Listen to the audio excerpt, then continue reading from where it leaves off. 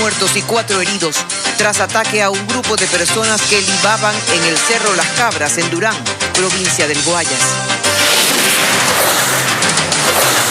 Presidente Guillermo Lasso envía a Contraloría documentación sobre paraísos fiscales. En 2 o 3 semanas podría tener una respuesta el gobierno ante el pedido de los sectores sociales de revisar el precio de los combustibles, aseguró la ministra Alexandra Vela. El guevarismo, un movimiento político radical o una semilla subversiva. Les tendremos un informe especial. Las noticias en Televistazo con Tania Tinoco y Gabriela Baer.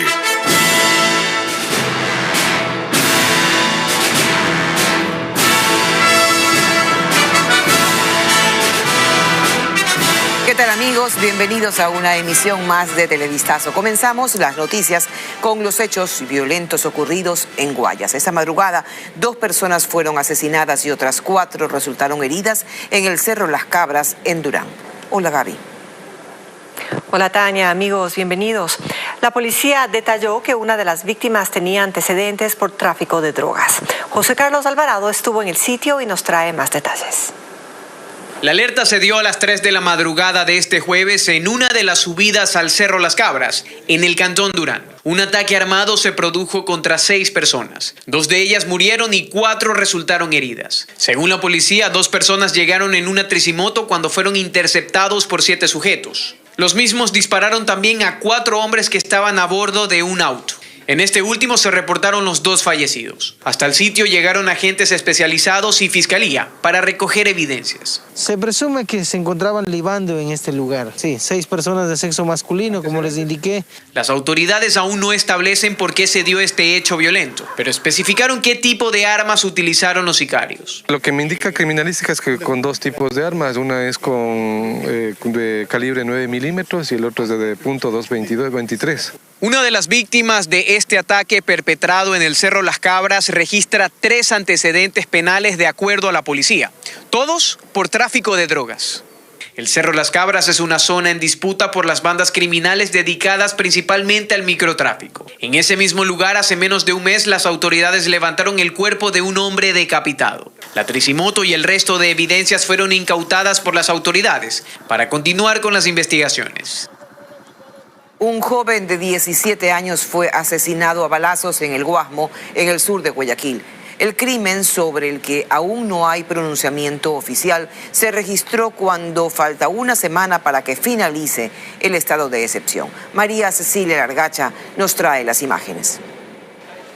El estado de excepción aún está vigente. Lo ha estado desde el 18 de octubre, pero los crímenes violentos como este no han dejado de ocurrir. La víctima más reciente fue un adolescente, un joven de 17 años identificado como Kenneth Ramos Saltos. Se encontraba comprando comida en el Guasmo, al sur de Guayaquil. El sicario llegó a bordo de una motocicleta y efectuó varios disparos, de los cuales 16 impactaron al adolescente. Obviamente no olvidemos que estas son muertes selectivas, porque a una persona que le intentan robar, asaltar, no lo matan con 16 tiros, ¿no? Sino son ya crímenes selectivos que estas bandas delictivas lo están realizando. La zona donde ocurrió el crimen es de las más disputadas por quienes se dedican a la venta de drogas, lo que, según los expertos, es el detonante real de la violencia.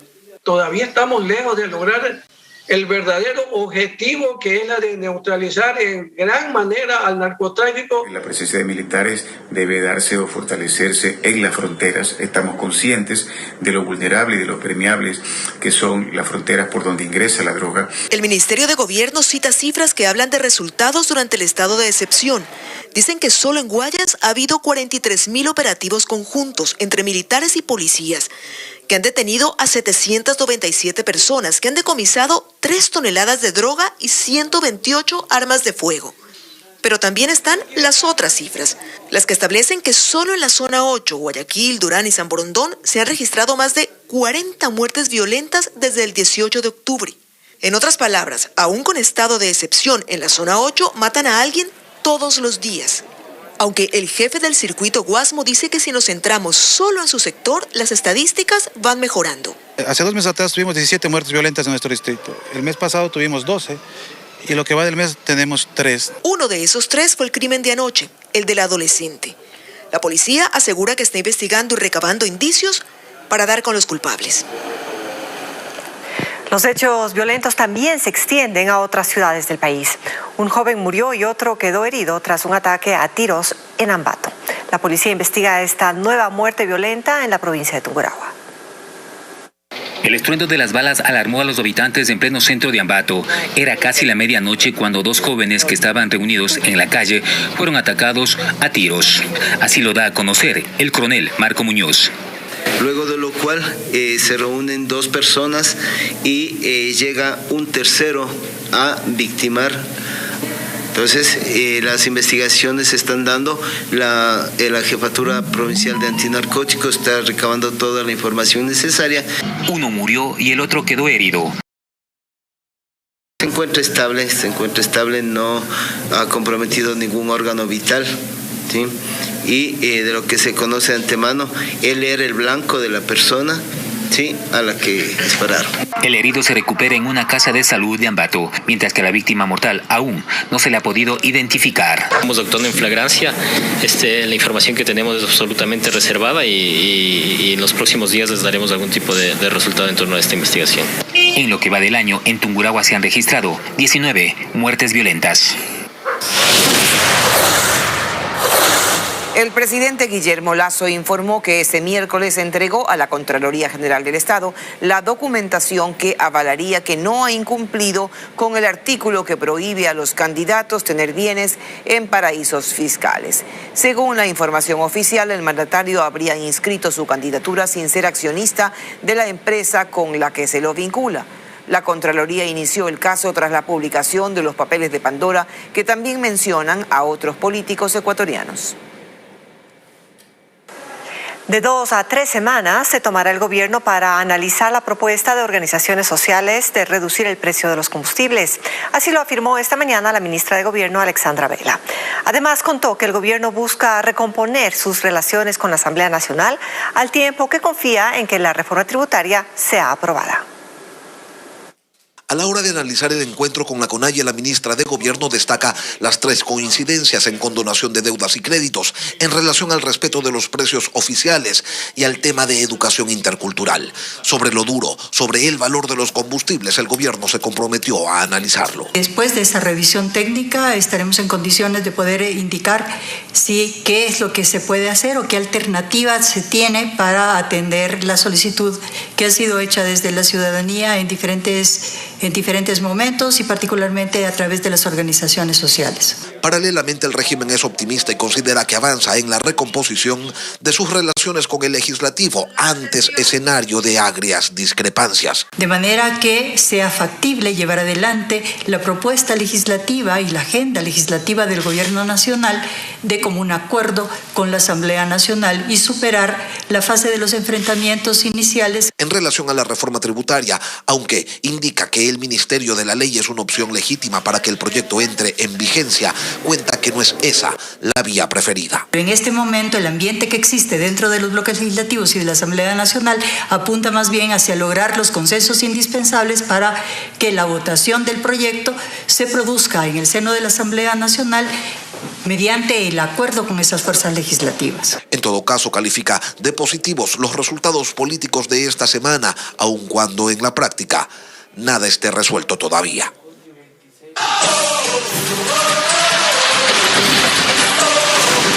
Sueño tricolor. Ecuador siempre primero. Amigos, muy buenas tardes. Arrancamos con información deportiva sobre la selección ecuatoriana, porque esta tarde la Tri saldrá a la cancha en busca de 3 puntos que nos acerquen al Mundial de Qatar. En los exteriores del estadio Rodrigo Paz Delgado en Quito está Teo Pozo, que nos va a contar más detalles sobre el movimiento de hinchas y el ambiente previo. Adelante, Teo, el país te escucha. Gracias, Luigi. Amigos, qué gusto saludar con ustedes en este día crucial para la selección ecuatoriana de fútbol que medirá a Venezuela. Hace pocos minutos se abrieron las puertas del estadio Rodrigo Paz Delgado para que los aficionados puedan ingresar a todas las dependencias de este estadio. Recordemos que hoy no va a haber acceso diferenciado en cuanto a horas y todos pueden acceder a las diferentes localidades. Hay un fuerte operativo policial también que ha cerrado el perímetro del estadio y solo pueden acceder las personas que tengan boleto. Se han vendido casi 13.000 entradas para este compromiso de cerca de 20.000 boletos que puso a la venta la Federación Ecuatoriana de Fútbol para este compromiso, lo que registra un número importante ya que contra Chile y Paraguay tan solo se vendieron acá en la capital 5.000 localidades. Tenemos que decirles que los buses de las selecciones también arribarán pasadas las 2 de la tarde, 14:10 para los tricolores, y los visitantes arribarán acá a este escenario deportivo a las 14:15. El equipo nacional permanece concentrado y recibirá el apoyo de sus hinchas acá en el Rodrigo Paz para lo que va a ser este encuentro como local, que además cierra el año y la temporada jugando en casa para la selección nacional. Es lo que les podemos comentar. Más adelante en nuestro segmento deportivo tendremos más información. Tú continúas en estudios, Luigi. Muy buenas tardes. Muchas gracias, Teo. Muy completo ese informe y ya vendremos con más información de la TRI. Hablemos de la comunidad venezolana que reside en Ecuador porque está muy expectante del partido de esta tarde. Ana María Palacios recorrió las calles de Quito para conocer el ambiente antes de este encuentro deportivo. ¡Bim, bom, bam! ¡Venezuela! ¡Venezuela! ¡Ra, ra, ra! Estas son las palabras de aliento de los hinchas venezolanos para la Vinotinto. Ellos tienen el corazón dividido entre su país natal y Ecuador, lugar donde viven hace varios años. Obvio, tenemos que estar con nuestro país, pero también aquí apoyando de una u otra manera a Ecuador. Están agradecidos con nuestro país por las oportunidades que han tenido, pero en el fútbol tienen claro de qué lado están. Bueno, obviamente le voy a la Vinotinto. Esperemos que ganemos porque es un juego que nos hace falta a nosotros los venezolanos sumar más puntos para poder clasificar al Mundial. Han adoptado tradiciones ecuatorianas y coinciden en que les encanta el encebollado, pero sin duda tienen su preferido. Bueno, yo me quedo con mis arepas porque esta es mi tradición de mi país y no las dejo de comer. Incluso nos regalaron una empanada muy tradicional de su país. ¿Cuál es su marcador? Uy, 3-0. Algunos verán el partido desde sus negocios y casas. Se sienten como en su hogar. Dicen que es gracias al apoyo de los ecuatorianos. Sí, ellos son los que me dan el ánimo.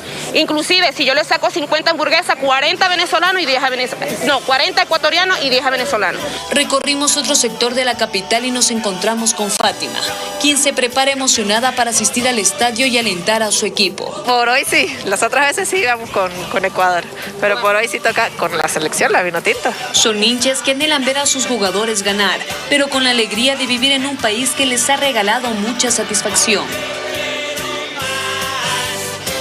Más adelante en nuestro segmento deportivo les presentaremos más información de las eliminatorias y la alineación de nuestra querida tricolor. Gaby, tú sigues con más noticias. Así es, Luigi, regresamos dentro de poco contigo. Les contamos ahora que las instituciones educativas que recibirán a estudiantes de los bachilleratos técnicos ya se alistan para el retorno presencial obligatorio que será en 10 días. Pero, ¿qué sucede con los 16 planteles cuya infraestructura no está en condiciones para este regreso? Andrea Báez nos cuenta que el ministerio ya tiene una propuesta. Veamos. La institución educativa Fiscal 5 de Junio es uno de los planteles que el 22 de noviembre recibiría el 100% de sus estudiantes del bachillerato técnico de forma presencial. Aquí se pinta, arregla y limpian los espacios para que las aulas estén en condiciones óptimas. Los padres de familia, las cuadrillas del distrito para el mantenimiento de la institución previo al retorno ya progresivo de los estudiantes a la institución de manera presencial. Los profesores mantienen reuniones y se aceleran los mantenimientos. La rectora del plantel nos cuenta que más del 80% de los alumnos ya están vacunados. Los padres desean que los chicos regresen, ¿sí? Para que ese proceso se siga manteniendo, el proceso educativo lo sigamos desarrollando. Pero ¿qué sucederá con las instituciones que aún no han recibido un mantenimiento y que no están en óptimas condiciones para recibir a los estudiantes de manera presencial? Para esto el Ministerio de Educación plantea una propuesta. hemos diseñado un plan de contingencia en el cual los estudiantes serán reasignados a otras infraestructuras mientras podemos intervenir en la integralidad de esas instituciones en donde no se pueda garantizar su seguridad y su integralidad física. El plan de reubicación de estudiantes se dará una vez que el COE Nacional decida si acoge o no el pedido de retorno obligatorio a clases por parte del Ministerio de Educación. Estimadas autoridades. Y justamente la ministra María Brown está con nosotros para absolver inquietudes de los padres de familia, quienes dan por hecho que el COE dará luz verde a este retorno obligatorio. Ministra, buenas tardes. Todo coordinado entonces con el COE para el reinicio de las clases presenciales. Y la primera aclaración, estas clases, este retorno obligatorio de forma presencial, ¿va para todos? Buenas tardes, Tania. Un gusto estar aquí, poder aclarar y absolver estas dudas que tiene la ciudadanía sobre el retorno. Lo primero es importante aclarar la obligatoriedad. La obligatoriedad se plantea a los planteles educativos, a la institución educativa que tiene permiso de funcionamiento en modalidad presencial de acogerse en esta modalidad escalonada que ha planteado el Ministerio de Educación al COE Nacional para recibir a los estudiantes de forma presencial. Pero no es obligatorio para las familias. ¿En qué sentido? Cuando existen estudiantes que no tienen la posibilidad de asistir de manera presencial por recomendaciones médicas, por ejemplo, el Ministerio de Educación otorgará la posibilidad de que estos estudiantes sean reasignados a las 2 instituciones educativas a distancia que tendrá el país de sostenimiento fiscal. Una de sostenimiento fiscal para el régimen Costa y otra para el régimen Sierra Amazonía. Dado que la modalidad a distancia no requiere de la presencia de los estudiantes en un predio, solamente son 2 instituciones que tendrán, como cualquier otra institución completa, un rectorado y todo el personal completo para seguir las clases a distancia. Ahora, estas instituciones que tendrán la modalidad a distancia serán dadas a conocer mediante un listado de forma pública. ¿En qué cantones estarán asequibles a todos? Como te comentaba, Tania, se trata de dos instituciones educativas. La una estará anclada administrativa y jurídicamente en la ciudad de Quito y la otra estará anclada administrativa y jurídicamente en la ciudad de Guayaquil y estarán preparadas para atender al 100% de la población que desee continuar sus estudios de manera a distancia, es decir, 100% virtual. Sin embargo, sí quisiera invitar a la ciudadanía a ver cómo ha sido de positivo el retorno a la presencialidad. Ahora ya tenemos más de 700,000 estudiantes que a través del plan de continuidad educativa acuden a las aulas de forma presencial.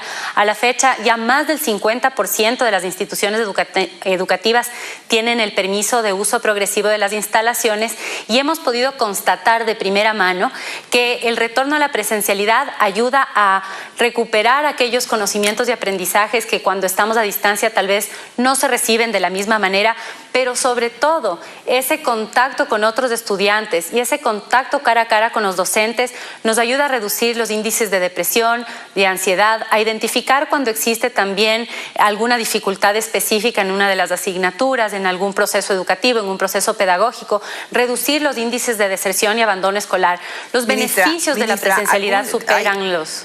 Perdón la interrupción, hay algunas inquietudes de los padres de familia que van justamente relacionadas a esto. Uno de ellos nos ha planteado si este proceso de pasarse de una institución privada a una estatal, digámoslo así, que va a continuar con el método online, ¿va a ser acaso engorroso? ¿Va a ser un proceso engorroso? ¿Va a costar? ¿No va a costar? ¿Qué facilidades van a tener los padres de familia? ¿Ya se sabe dónde van a estar ubicados, más allá de las ciudades, estos planteles donde se seguirá en educación virtual? Tenemos, al ser 100% virtual, de todas las ciudades podrán postular, dependiendo del régimen escolar, a una de las 2 alternativas, la institución de Costa y la institución de Sierra Amazonía. El trámite es gratuito, se realiza a través de la página web o en el distrito y lo que corresponde es hacer una solicitud de traslado de institución a institución. Y ese traslado puede ser de una institución fiscal presencial a la institución fiscal a distancia o también de una institución particular a la fiscal. Adicionalmente, existen ya en el país instituciones a distancia particulares, Tania, que también ofertan este servicio. ¿Qué pasa, ministra, con los niños, adolescentes que todavía no han sido vacunados? Le cuento un caso, un niño llamado Tadeo, 8 años, está en el CERI y no se ha vacunado todavía. ¿Cómo hace? Ahora vamos a intensificar las brigadas de vacunación con los niños. Próximamente anunciaremos con el Ministerio de Salud Pública, la ministra de Salud presentará también dónde se realizarán vacunaciones masivas y espacios de vacunaciones más generales. Continuamos con las vacunaciones en instituciones educativas. Ya hemos superado el porcentaje de vacunación en estudiantes de 12 a 16 años. Hemos superado el 70% a nivel nacional. La meta es llegar al 85%. La fecha del retorno para los estudiantes de 12 a 17 años está prevista para el 6 de diciembre, pero estará condicionada a que en el cantón hayamos superado el 85% de los estudiantes vacunados en las 2 dosis en ese rango etario. Es decir, los estudiantes de 12 a 17 años en el cantón tendrán que tener al menos el 85% de ellos las 2 dosis completas de vacunación. Muchos padres de familia han venido cuestionando el aprendizaje de sus hijos. Obviamente las circunstancias fueron complicadas, pero ¿cómo evitar que las evaluaciones por parte de los profesores no consideren estas falencias que han sufrido los alumnos? Definitivamente es algo que tenemos que afrontar, Tania, no solamente este año, sino posiblemente los 2 próximos años lectivos. El identificar el impacto que ha tenido la pandemia en la educación ha sido parte del trabajo que hemos realizado en estos meses y definitivamente se presentan rezagos. Principalmente tenemos un impacto importante en los primeros años de escolaridad, en donde típicamente los niños pasan por el proceso de adquisición de la lectoescritura y de las operaciones básicas matemáticas. Al no tener esta presencialidad, existe un rezago severo. Para ellos hemos planteado también un programa específico que se denomina Aprender a Tiempo y un proyecto en el cual tenemos una priorización curricular con 4 pilares fundamentales para todos los niveles, dependiendo de su complejidad, que es el fortalecimiento de la lógica matemática y el pensamiento crítico, una última pregunta. La adquisición de lectoescritura. Entonces, ¿tiene el Ministerio planes que son concretos para que los maestros puedan ofrecer asistencia compensatoria a las falencias que tuvieron los estudiantes en todo este tiempo de clases virtuales? Muchos padres dicen que sus hijos tienen vacíos. Así es. Esta asistencia compensatoria se concentra en estos 2 pilares académicos que te mencionaba, el lógico-matemático y la comprensión lectora como la base del aprendizaje. Si logramos recuperar los niveles de comprensión lectora y pensamiento lógico-matemático, tendremos las bases listas para la adquisición de otros conocimientos y también pondremos énfasis en el desarrollo socioemocional, que también ha sido muy afectado, habilidades socioemocionales y adquisición de competencias computacionales, la ciudadanía digital. Esas son los 4 pilares. El ejercicio tendrá que hacerse sobre la priorización curricular, concentrándonos en lo que se considera esencial para poco a poco ir recuperando estas falencias que los padres identifican y que también el Ministerio ha podido constatar tanto en los puntos de reencuentro como en este proceso de retorno progresivo a clases. Gracias, ministra, por haber estado con nosotros. María Brown, ministra de Educación. Muchas gracias, una linda tarde.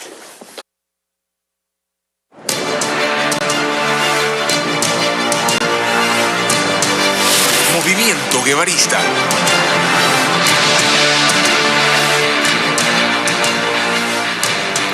El movimiento guevarista, al que el gobierno atribuyó los actos violentos durante la movilización del pasado 26 de octubre, tiene 9 años en el Ecuador. Se trata de una organización política de hecho y sus integrantes se consideran de izquierda revolucionaria. Entre sus referentes están los líderes guerrilleros Ernesto El Che Guevara y Arturo Jarrín, del desaparecido Alfaro Vive Carajo. Paul Romero nos presenta un informe.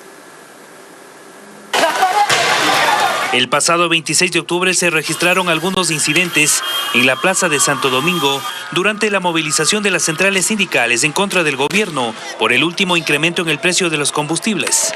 Durante la evaluación de la protesta, la ministra de Gobierno, Alexandra Vela, responsabilizó a una organización política de los actos violentos. Un grupo de jóvenes del movimiento guevarista. Decidimos ubicarlos para saber quiénes son. La sede principal del movimiento guevarista Tierra y Libertad, como se denomina, está en el Centro de Difusión Comunitaria de San Roque, en el centro de Quito. En las paredes existen varios mensajes de lucha y resistencia popular. resalta una pintura de Arturo Jarrín, el fallecido líder del desaparecido grupo guerrillero Alfaro Vive Carajo, que operó en el Ecuador en la década del 80.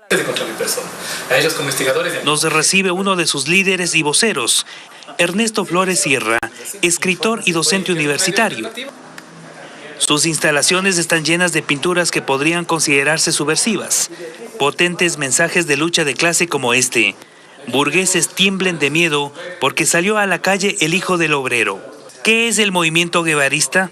Somos personas del pueblo, trabajadores, profesores, obreros, campesinos, desempleados, minorías sexuales, que nos hemos articulado en este proyecto político que tiene más o menos unos 10 años. En su oficina, que es pequeña, tiene varios libros y en la pared una vetusta fotografía del Che Guevara y Fidel Castro, fallecidos líderes de la Revolución Cubana. El guevarismo nosotros lo definimos como una ética de trabajo político popular.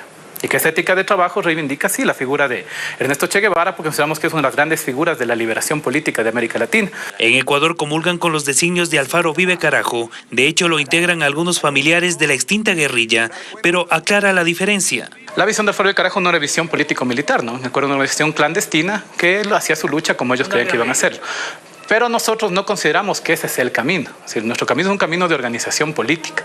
El movimiento tiene una página oficial en Facebook con más de 7,000 seguidores, en donde difunden sus actividades proselitistas, fotos de sus integrantes, mensajes de unidad para las jornadas de resistencia.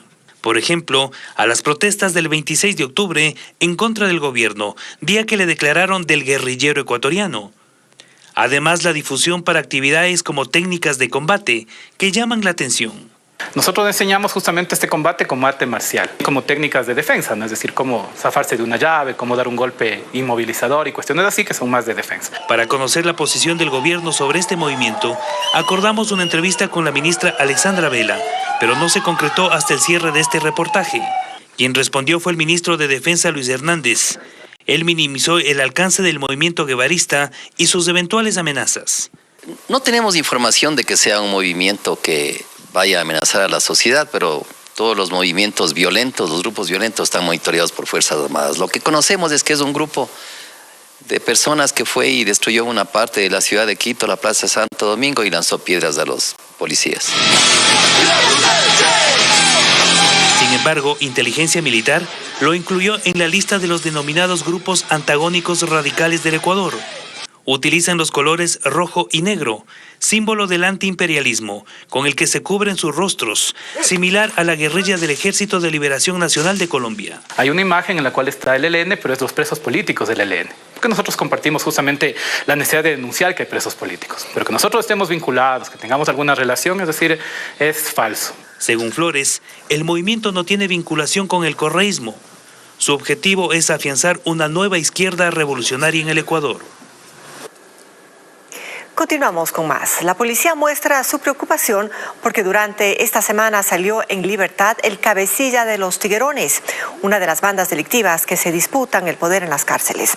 La alerta la dio la ministra de Gobierno, Alexandra Vela, quien pide a los jueces considerar la alta peligrosidad de los reos que tramitan sus boletas de excarcelación. Diego Cuenca con este reporte. Hay alerta en la policía porque un reo de alta peligrosidad salió de prisión.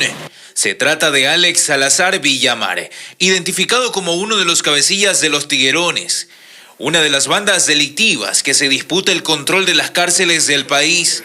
Pasó recluido en la penitenciaría del Litoral en Guayaquil, donde estaba al mando del pabellón 8, junto a su agrupación criminal. Salazar desde el 2017 está en prisión por el delito de receptación, es decir, por no justificar la tenencia de partes de vehículos robadas. Por eso tenía una sentencia de 32 meses y ya cumplió el 60% de la pena. Se acogió al recurso de prelibertad y un juez se lo concedió. Así lo indicó Bolívar Garzón, director general del sistema carcelario. Él cumplió con todos los requisitos previstos por la ley y el SNAI, como institución encargada de la gestión penitenciaria, lo que ha hecho es cumplir con la orden del juez. Pero la policía está preocupada porque los reos no saldrían rehabilitados del reclusorio por el deficiente sistema penitenciario que está en crisis. A la Policía Nacional le cuesta muchísimo trabajo lograr determinar los hechos de carácter delincuencial, detener a las personas que están involucradas dentro de esos procesos y llevarlos a la cárcel. De manera que aún dentro de los temas que tienen que ver con la asignación de derechos carcelarios, debe tenerse en cuenta la peligrosidad que representa el colocar de nuevo en la calle a una persona que tiene semejante nivel. La ministra de Gobierno pidió a los jueces analizar a quienes se les otorga boletas de excarcelación. Me parece a mí que los jueces deberían tener, y el sistema judicial debería también apoyar la lucha en contra de la delincuencia organizada. Ahora los uniformados investigan si la balacera que se registró este miércoles en la penitenciaría tiene relación con la salida de Alex Salazar. Seguimos informando. Por tercer día consecutivo continúa la paralización parcial de los buses urbanos en Guayaquil. Ayer representantes del transporte se reunieron con autoridades municipales para pedir un alza en el precio de los pasajes, pero no hubo acuerdos. Por eso hoy decenas de personas tuvieron que esperar varios minutos para poder movilizarse hacia sus trabajos. Los conductores insisten en que mantendrán el 50% de los vehículos estacionados. Un empresario que fue secuestrado en la provincia de Orellana recuperó su libertad tras 30 días de cautiverio. Alex Pila nos cuenta que los secuestradores pedían $700,000 como rescate.